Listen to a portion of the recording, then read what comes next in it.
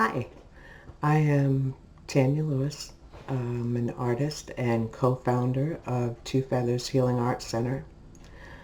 I've had a lifelong interest in the healing arts, intuitive, expressive, and sacred arts. And I've recently completed an online training with Whitney Freya, and her training encompassed all of this. And I'm so excited to begin sharing all of this information with you. And for today, what I wanted to try and do is start to share a little bit about why I have the interest in healing arts that I do. As a teenager, the healing arts, it was always poetry or, writing poetry. That was big back then. And so writing poetry and drawing back then was huge for me. That was always a way for me to clear the clutter.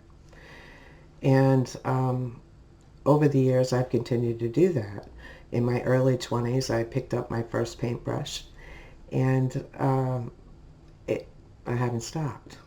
When I came across Whitney's training, and it just offered all of these different areas of interest that I had and combined them into one piece, I got excited about the possibilities of what I could introduce to you and what we could do with that and all the possibilities. This meeting at the canvas and learning to create a sacred painting practice and taking those emotions and getting them out onto the canvas and releasing them and transforming them and uh, and then manifesting what it is that you truly want in your life.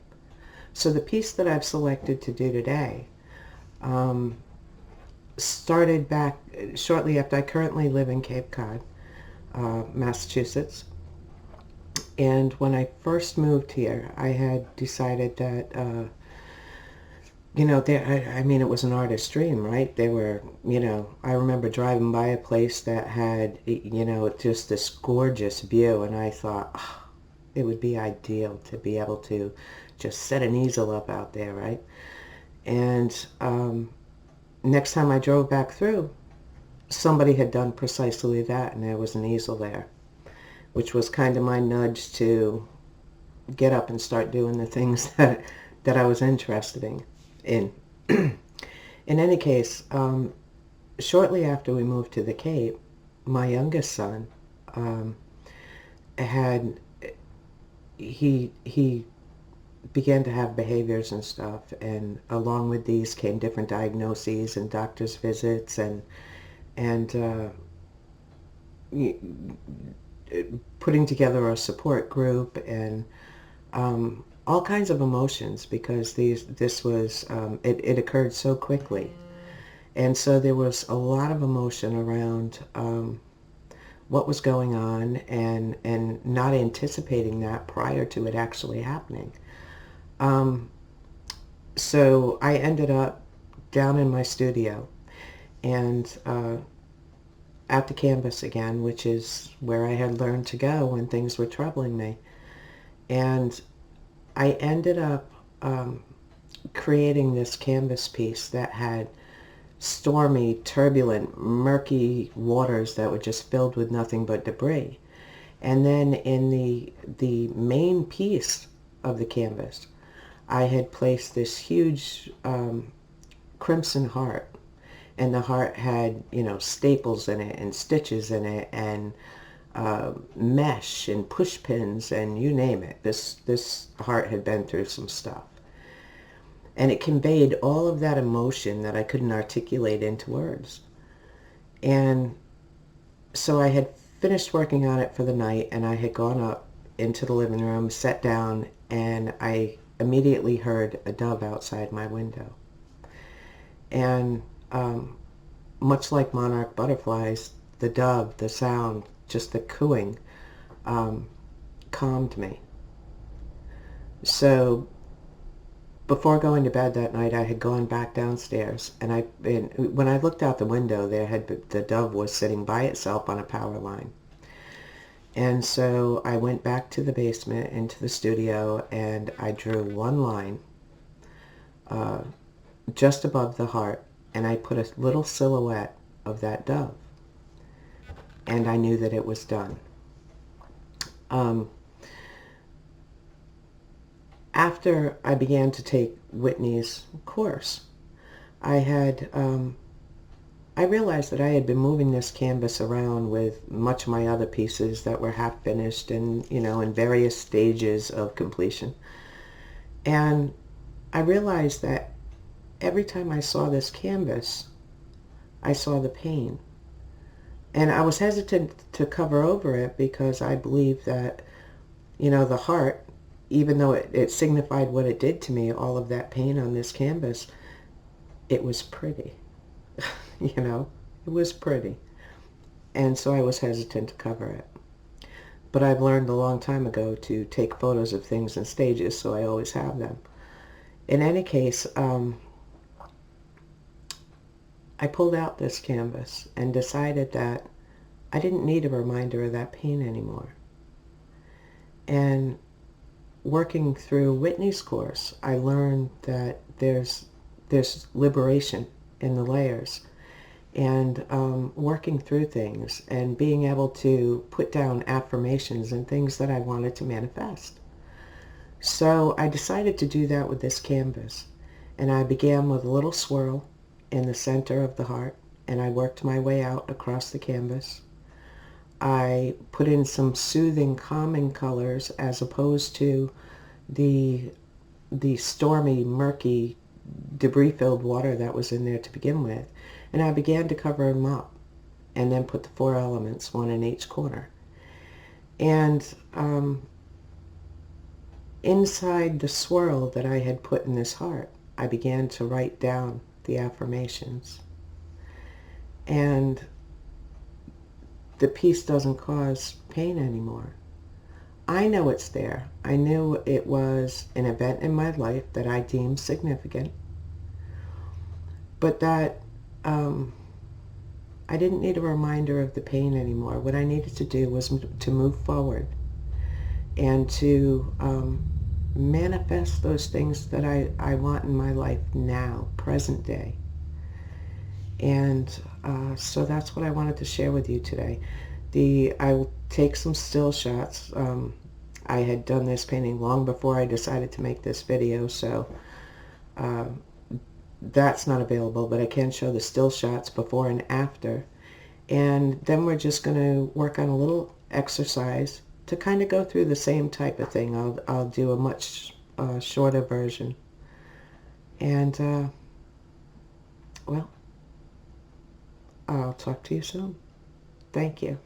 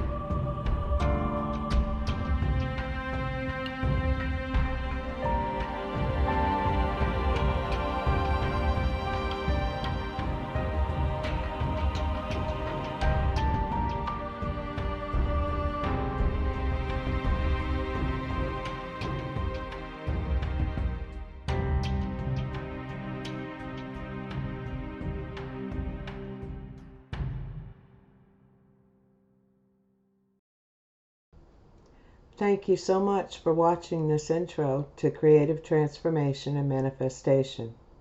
To delve deeper into the process, please find me at Two Feathers Healing Arts Center.